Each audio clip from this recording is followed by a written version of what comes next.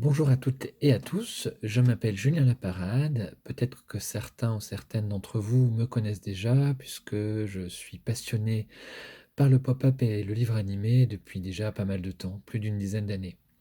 J'ai créé le blog au pop-up et le label au pop-up création suite à ma passion, et depuis ces temps-là, je suis formateur, puisque moi, mon idée, c'est de transmettre. Donc j'interviens dans les écoles, je forme les bibliothécaires, les professeurs des écoles, les gens liés à la petite enfance.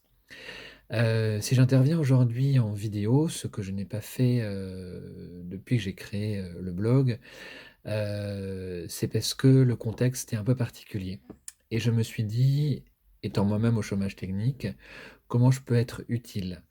Et donc je me suis dit: «Je vais essayer de transmettre ce que je sais faire», donc des techniques autour du papier. Dans tous ses états, donc le pop-up particulièrement, mais aussi, le kirigami, l'origami, l'architecture origami, le slice form, enfin énormément de choses.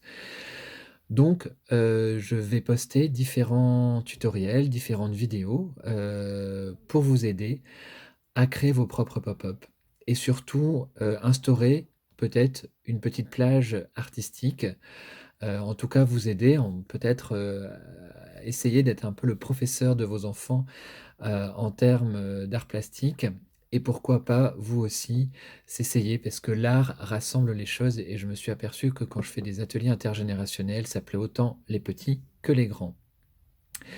Donc je vais poster donc différentes vidéos, avec, des tutoriels, de cartes en volume, de plusieurs niveaux, des niveaux faciles, niveaux moins faciles, avec différentes étapes aussi. L'idée, c'est qu'on puisse échanger. Faut pas hésiter à m'envoyer des photos, voilà, trouver me dire si c'est compliqué ou pas, et moi je peux vous aider par échange de mails, à persévérer. Puisque je le dis souvent, on n'a pas tous égaux face au volume. Moi le premier, quand j'ai commencé, je me suis dit: «Je serais incapable de faire, tout ce que je fais aujourd'hui», mais à force de travail, de persévérance, on y arrive. Heu, à la fin de chaque tutoriel, je vous mettrai un lien aussi vers une feuille téléchargeable, vous voyez? J'ai ce petit manuel au pop-up, et dans lequel vous avez le tuto par écrit.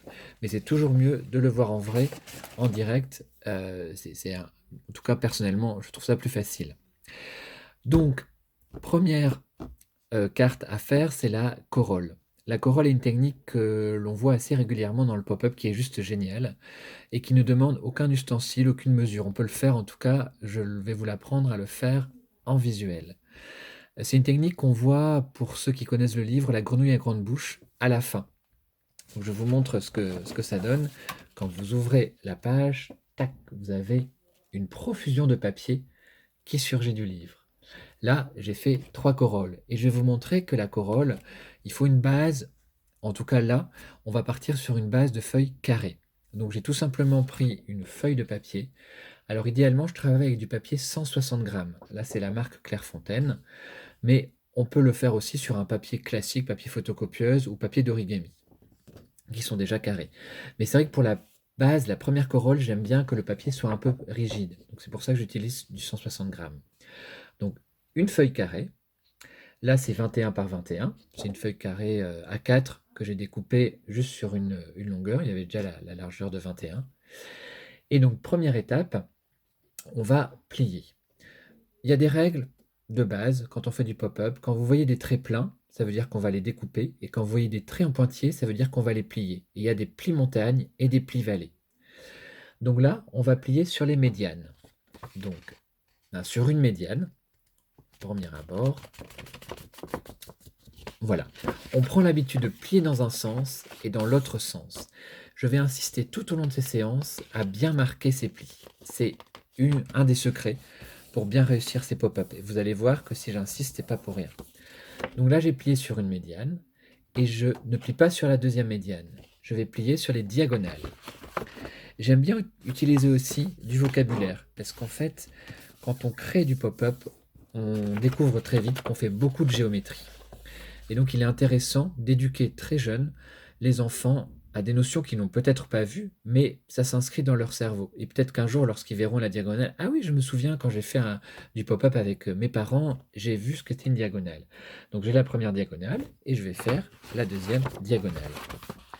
Toujours pareil, on plie dans un sens et on replie dans l'autre sens.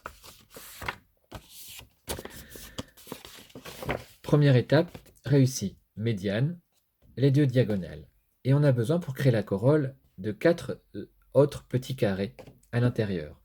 Pour ce faire, on va replier sur l'une des diagonales et on va découvrir qu'il y a un repère qui est là. Et donc la pointe qui est là, on va venir la poser au repère du pli qui est là. C'est-à-dire comme ceci, un pli qui est droit. L'erreur qu'on peut faire, c'est on va plier en diagonale. Si vous voyez que le pli est en biais, c'est que c'est pas bon. Il faut que votre pli soit à angle droit. Donc on plie dans un sens et dans l'autre sens. On insiste bien, on n'hésite pas à jouer avec le papier, comme j'aime le dire souvent.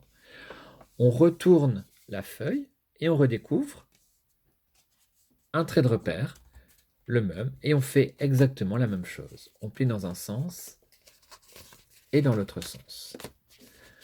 Donc là, quand on ouvre la feuille, on a nos deux carrés qui s'opposent.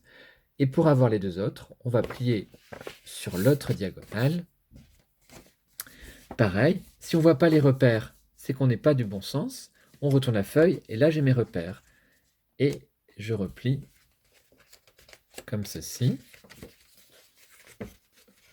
Voilà. Et je fais la même chose de l'autre côté en retournant tout simplement. Voilà. Tac. Et voici. Et là, pour le coup, j'ai ma médiane, mes diagonales et mes 4 carrés. Ensuite, c'est là que c'est un peu plus peut-être compliqué, c'est qu'il faut créer le contre-pli. Et là, on va remettre à l'intérieur. Si on a bien marqué ces plis, on a juste à pousser. La pointe est à l'intérieur et sur chaque extrémité, on le fait. Et ça, si vous avez bien marqué vos plis, vous sentez que ça va tout seul. Donc voilà, là ils sont rentrants et on a juste à appuyer avec le pli du milieu et de recréer comme si c'était une petite maison. Vous voyez? Le toit et la base. Et là, tac, on a notre corolle qui se met bien. L'idée aussi, ensuite, c'est d'en faire plusieurs, de différentes tailles, les différents papiers. Là, voilà, je l'ai déjà préparé. C'est la même corolle dans un papier un peu plus petit. Et l'idée, c'est de la mettre à l'intérieur. Vous mettez de la colle là et là, uniquement, surtout pas là où il y a le volume. Et pareil, elle va se replier dans son axe. Et tac. Donc après, ce que vous pouvez faire, c'est découper en faisant des pointes comme si c'était du feu. Donc voilà, pour donner l'aspect que vous voulez. Et cette technique, vous pouvez faire des cartes d'anniversaire, des cartes même pour l'école. Moi, je sais que ma femme qui est enseignante l'utilise avec ses élèves. Et chacun fait une corolle et présente qui il est, sa couleur préférée, sa passion, ainsi de suite. Et après, on les relie sous forme de livre. Et ça constitue un livre pop-up super sympa. Alors, vous pouvez vous dire aussi, les petits volumes que j'ai fait là, c'est du simple kirigami. Donc ça, on le verra par la suite dans une autre vidéo, comment faire du kirigami sur du pop-up. Donc, dernière étape, vous prenez une feuille A4, vous venez mettre de la colle sur la pointe, comme ceci. Bon là, elle est déjà... Vous avez juste à mettre la corolle en place. Le pli, en fait, la pointe est vers le pli central. Vous mettez de la colle des deux côtés et vous aurez votre corolle qui va surgir. À vous de jouer maintenant, à vos ciseaux, à vos règles et à vos... n'hésitez pas surtout à m'envoyer les vidéos de vos créations. Et si jamais vous avez besoin d'aide, par mail, je peux vous aider. À très bientôt.